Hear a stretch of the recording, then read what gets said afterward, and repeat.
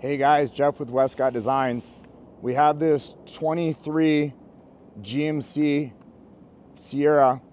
This is an AT4. It came into our shop. We make a fender pullback kit for these, and a lot of people ask us, how do I install the fender pullback kit? Where does it go? And we did some video on it yesterday, and we'll share that with you as well. But the truck, this is a long wheelbase truck. They already come lifted in the back from the factory. So all we did was a ready lift 3-inch front kit on this. And if you look at it, it's perfectly level. It is from the center of the axle to the bottom edge of the wheel well on it. It's 25 3/4 both front and rear on this.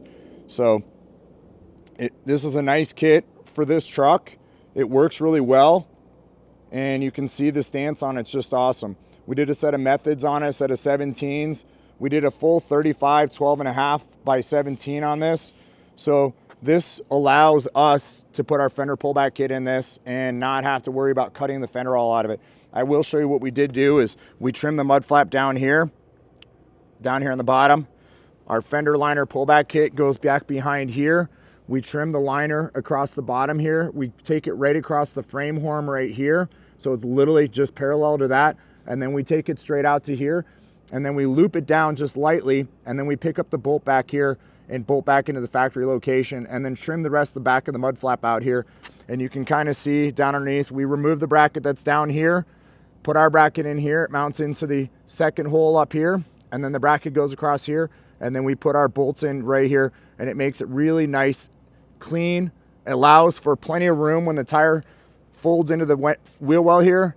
We've got a lot of clearance here to here, and we don't even rub on the back here on the frame horn, so it makes it nice. You can see the ready lift upper control arms. This has a preload collar here on the bottom. It does. It works similar to our kit.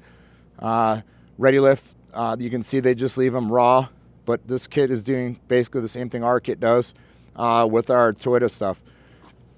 Then we've got up here the liner. We keep the liner here all through the front. You can see down here, we did trim the lower air dam in the back here, the corner of it. See if I can zoom in here. Yep, right there. We trim that off. And then there's a lower air dam that bolts onto that, and we remove that. And then we trim all the little fasteners off on that. And then you can see the little corner trim there. So this doesn't rub at all now with the setup like this. Works really, really well. And doesn't put the CV angles at a severe angle. Share that with you here. You can see that from here. There's very little angle in that. But then the problem we run into is with just a standard lift on these without doing upper control arms, this ball joint that's right here doesn't have enough movement in it and allows, so when this arm travels downward, the ball joint actually tops itself out before it actually gets the full droop. And you can see here that this one has a little bit of angle built into it here to allow, so when it gets down all the way at full droop, that there's plenty of room for the ball joint to articulate up and down on this and not overextending itself to try to pull the ball joint out of the joint. So this is great. I'll share one of the things you can see, like I said, the mud flap here where we trimmed it.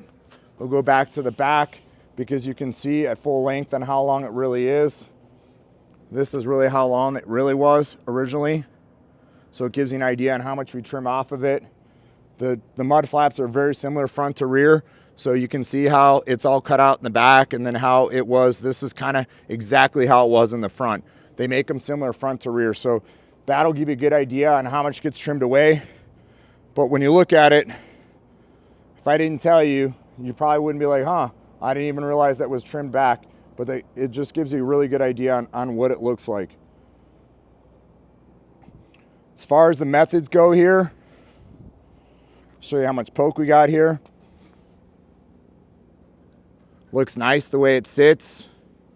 It's got a great stance. Not too far outside the wheel well. The offset on these wheels is super, super important when you're trying to get them to fit in the wheel well. Too far outside the wheel well, you're gonna have clearancing issues and not get it to clearance, and you're not going to be able to have that clean look inside the wheel well because you'll have to modify it more to get it to fit in there, because the turning radius window is much larger. You can see here on the back, just got a nice look up here with it.